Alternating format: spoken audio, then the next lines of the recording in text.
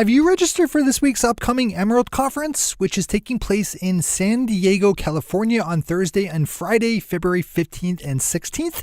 Don't delay. It's still not too late to register over at theemeraldconference.com. If you could benefit from having a better handle on the state of legal cannabis science and technology and can find your way to San Diego this week, you need to attend the 4th Annual Emerald Conference. And don't forget, you can save $50 off the already affordable cost of registering by using the discount code MJToday50 2018. All one mashed together word. MJToday50 2018 over at theemeraldconference.com. Good morning, Marijuana Nation. It's Monday, February 12th, 2018, and you're tuned in to episode 429 of Marijuana Today Daily. I'm your host, Shay Gunther, and I'll be walking you through today's marijuana news and headlines. As always, we have a full and busy day of cannabis news in our hands, so let's jump right into it. Our top story of the day is a revisit of Friday's top piece, as Washington State's legal cannabis industry has reportedly ground to a bit of a halt, with some cultivators, processors, delivery companies, and dispensaries unable to do business entirely thanks to the state's faulty seed-to-sale tracking program, Leaf Data Systems, a newly launched product of embattled software developer MJ Freeway, which has been beset on all sides over the last year or so by data breaches and service outages. Last week, the Washington Liquor and Cannabis Board informed licensed operators that Leaf Data Systems had been hacked, which precipitated a loss of program functionality starting last weekend that is still ongoing. The Spokesman-Review is reporting on one worrying new development, as one of the pieces of data stolen in the hack contains route and timing information for cannabis deliveries, something that would be valuable for any criminal planning a mobile robbery. Please open this story up and absorb it fully. This is a pretty clear example of how important it is to get your IT solutions right. As always, we have all the news we cover linked to on our website at mjtodaydaily.com and on our Twitter account at mjtodaydaily. Bruce Barcott over at Leafly has a good piece up about the appointment of Jim Carroll to lead the White House Office of National Drug Control Policy, or ONDCP. The news was just announced on Friday. The top spot at the ONDCP has been left vacant for the last year or so after Obama-appointed drug czar Michael Botticelli stepped down. This job has popped up in the headlines a number of times over the last year, first after Pennsylvania Congressman Tom Marino withdrew from being considered for the post after news stories were published about how corrupted he had been by pharmaceutical drug companies playing dirty political games. Most recently, the ONDCP's top job was in the highlights when news broke of one Taylor Wyneth, a 24-year-old former Trump campaign volunteer who had been tapped as acting deputy director for ONDCP, only to step down after he was found to have lied on his resume. Not a terrific amount is known yet about Mr. Carroll, though Bruce does report that he spent a lot of time working for the Ford Motor Company and does not appear to have any experience in drug policy. We'll keep watching this one for sure. It's remarkable how closely the storyline of the ONDCP matches the Trump administration's commitment to solving the opioid crisis. First, they tried to install a congressman owned by Big Pharma, only to be thwarted by the press. Then they just let some kid who stuck around the office run things, only to again be thwarted by the press. Then, after a year's time has passed, pop in some lawyer who knows a lot about dodging liability law while giving him zero additional resources with which to work. That's how Trump takes things seriously. Our final top story of the day brings us out to Illinois, where on Thursday, the state's Department of Public Health appealed the decision calling for the addition of severe pain to their list of medical marijuana qualifying conditions. Last month, a Cook County judge ordered the addition of intractable pain to the list, and on Thursday, the Department of Public Health filed an appeal. This is a top story for a couple of reasons. First, Public Health Director Nirav Shah has never met a new qualifying condition that he didn't hate, and has been featured multiple times here on the Daily over the last year as different state agencies overruled his denial of new conditions. Secondly, adding pain to the list of any state's qualifying conditions nearly always leads to a big boost in the number of registered patients. both because there are a lot of people out there with legitimate pain and because, let's be honest, some medical marijuana recommending doctors don't scratch too far past the surface of complaints about pain. This development could be big for both the industry and patient access. Another one we'll be watching closely. Those are our top stories for today. It's time for Marijuana Today Daily Headlines Blitz.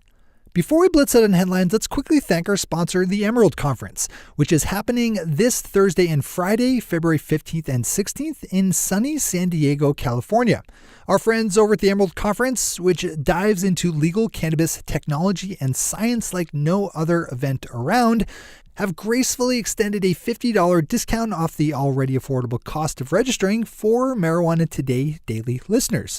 You can redeem that over at theemeraldconference.com by using the discount code MJToday50 2018. All together, no spaces there.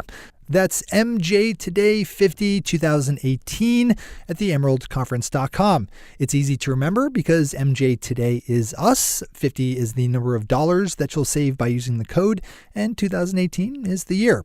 MJToday50 2018 over at theemeraldconference.com. Fill your brain with all the latest developments in marijuana technology and science, and network with the people who matter by attending the Herald Conference. All right.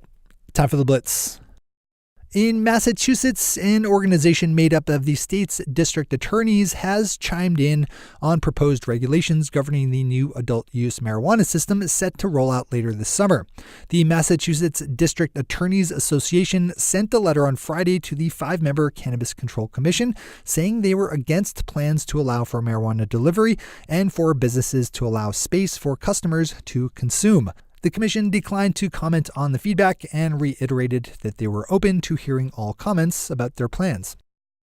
Keeping our focus on the Bay State for another, the Office of Massachusetts Governor Charlie Baker on Friday sent a letter to the aforementioned Cannabis Control Commission saying that more needed to be done to mandate more environmentally friendly cultivation and processing standards. Baker's office wants to do things like mandate the use of energy-efficient LED lights. Open up MassLive to read the whole letter yourself. Colorado State just released sales figures for December, meaning that we now have a total on how things went for the full year of 2017. Alicia Wallace over at the Cannabist has it at $1.5 billion. That's how much money flowed through the state's legal cannabis dispensaries last year, both of the adult use and medical varieties. Click over for all the numbers on this one, as well as for some insight from my friend Adam Orens, a Denver, Colorado-based analyst who estimates that around 90% of the former illicit market in Colorado has been absorbed by legal sales. Canada's Financial Post is reporting that online e-commerce service Shopify has landed the contract to handle all online legal cannabis sales for the Ontario provincial government. Shopify will process all legal marijuana sales sold through the authority of the Ontario Cannabis Retail Corporation, which has a government-mandated monopoly on all online sales in the province. Bouncing back to Massachusetts for a headline, the Boston Herald is reporting on some interesting legal gray zones opening up opportunities for private cannabis consumption clubs. One such private club just opened up in Worcester, and due to the fact that it's not open to members of the public, it's not really clear if there's any law saying it should be shut down. The state's Cannabis Control Commission's authority only extends to public businesses, and since adult use cannabis is now legal, there's not much that state law enforcement can do to shut down private spaces where people are smoking it. A fascinating angle and an interesting story. Open this one up as it's likely to happen in other places. We're really just getting started with this. With their second story of today's headlines, the Financial Post takes a nice deep dive into the international aspirations of Canada's medical marijuana companies. This is an issue that should be top of mind for any US-based industry entrepreneur because right now Canadian companies are rushing to sign international deals and expand their overseas operations. That kind of stuff will pay off in the long run and will help companies like Cannabis Growth and Aphria establish their position as global leaders. And finally for today, continuing with the bouncy nature of today's headlines, we settle back down in Denver, where on Friday a public hearing was held for the city's first proposed cannabis consumption space that would open under the structures of their pilot social use program voted in by ballot initiative back in 2016. During the meeting, no opponents spoke against plans for the cafe, which is already open as a traditional coffee shop, punningly called the Coffee Joint, and most importantly, a representative from the neighborhood association where the cafe is located testified in favor.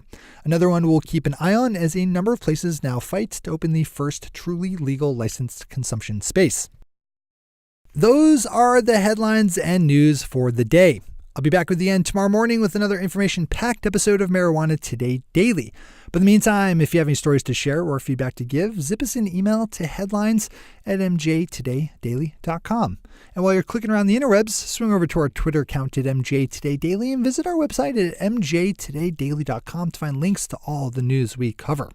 Thanks to our sponsor, the Emerald Conference, and to all of our awesome patron listeners for the support that makes this show possible. Seriously. To join the lesser strengths of the patron listeners yourself, swing over to our website at mjtodaydaily.com and click on that big blue button at the top of the page that says Become a Patron. I'm your host, Shay Gunther. Thanks for tuning in and starting your day with Marijuana Today.